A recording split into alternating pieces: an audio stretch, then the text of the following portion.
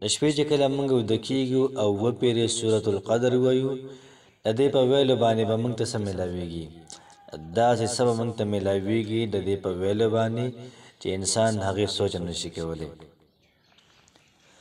بسم الله الرحمن الرحیم السلام علیکم ورحمت الله وبرکاته امید در وکوم چې تاسو ټول به ټیک ټاک کې الله پاکم خوشاله آباد ساته نن چې کومه زموږ وظیفه ده د سورة القدر حوالې سره ده او سورة القدر د قرآن مجید ډیر زیات بهترین او ډیر زیات اعلی سورت ده یاد ساتئ چې سورة القدر قرآن مجید کې وړوکی سورت ده خو لیکن په ادوار د مرتبه باندې د سورت ډیر زیات اعلی ده بعضی علماء کرام فرمایي چې د سورة القدر د یو آیات ډیر زیات لوی حیثیت دی دومره حیثیت دی د یو آیات چې د هغې شمارل د انسان د وس کار نه دی دغه رنګې قرآن مجید د الله پاک کتاب دی او د الله پاک کلام دی او په کوم څیز چې د الله پاک کلام د ویلی شي دغه څیز د ډیر زیات برکتي وي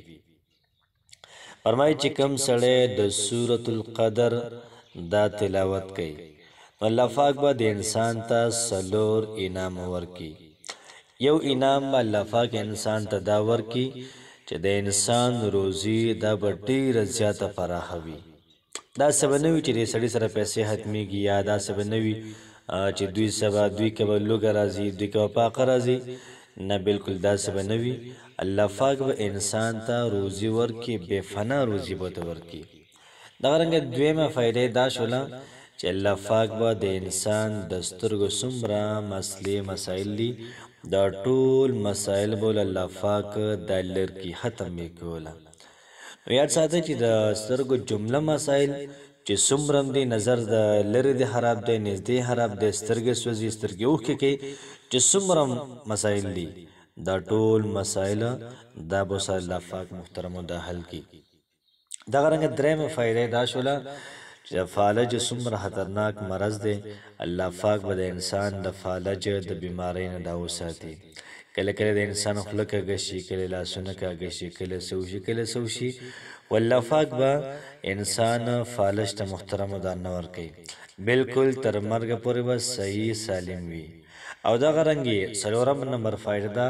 د دنیا چې څومره کامیابۍ دي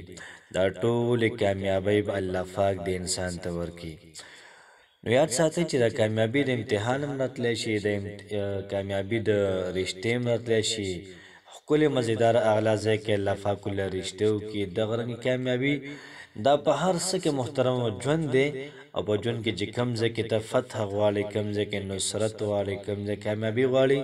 بالکل تا ته به قدم په قدم باندې کامیابي د الله پاک درکوي نو سورة القدر ډیر زیاته بهترین سورت دی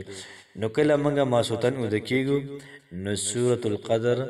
دا به صرف اووه پېرې روزانه وایو اووه پېرې به روزانه وایو انشاءالله العزیز درې څلور نه به کې علاوه نورې فایدې هم به کې دا ډېرې زیاتې دي نو راځئ چې ځو د سورة القدر طرف ته اعوذ بالله من الشیطان الرجیم بسم الله الرحمن الرحیم إنا أنزلناه في ليلة القدر وما أدراك ما ليلة القدر ليلة القدر خير من ألف شهر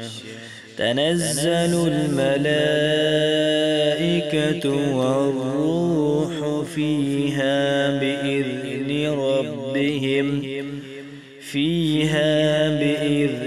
ربهم من كل أمر سلام هي حتى مطلع الفجر روزانه د هر ماسوتن د مانځنه بعد کله موږ اوده کېږو نو د سورة القدر تلاوت دې کوو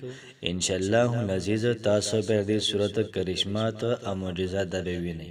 الله پاک مو خوشاله ساته. السلام علیکم ورحمت الله وبرکاته.